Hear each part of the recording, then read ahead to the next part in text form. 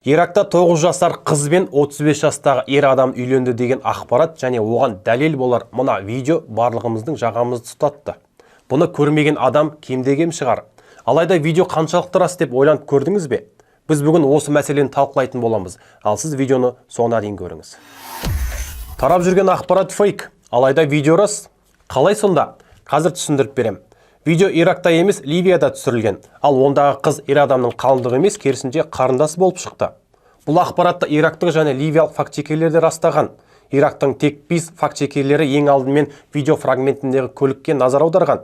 Көліктің мемлекеттік нөмірі Ливияда қолданылатын нөмірге сәйкес келеді. Ал Ирактағы көлік нөмірлері мүлде басқаша. Видеодағы жігіттің есімі Махмуд Аль-Варфали деп аталады. Ол жігітпен Ирактың фактчекерлері сөйлескен, және Аль-Варфали видеодағы қыздың ағасының қызы, яғни қарындас екенін мәлімдепті. Сондай-ақ Махмуд Аль-Варфали Ливия фактчекерлеріне қарындасының аты Якин Аль-Варфали екенін айтып, онымен бірге үйлену залының кіреберісінде тұрғанын мәлімдеді. Ал мына суреттерден ол екеуінің тойға дейінгі түскен суреттерін көрсеңіздер болады. Дегенмен Иракта қызды ерте жастан тұрмысқа беру мәселесі өте өзекті болып отырған жасырын емес. 21 қаңтарда Ирак парламенті 1959 жылы шыққан жеке мәртебе туралы заңның неке мәселелеріне қатысты баптарына өзгерістер енгізді. Өзгерістерге сәйкес енді ирактықтар неке қию барысында екі таңдау жасай алады. Бірі 1959 жылы шыққан заң аясында болса, екіншісі шииттік және сунниттік заң, яғни шариғат аясында таңдау жасай алады.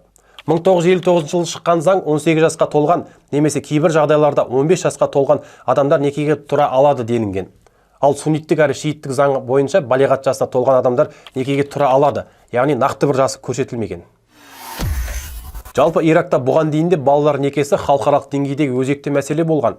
ЮНИСЕФ-тің мәліметіне сәйкес 2015-2021 жылдар аралығында елдегі некенің 28% кәмелетке толмаған қыздардың қатысуымен болған. Ал сіз бұл туралы не ойлайсыз?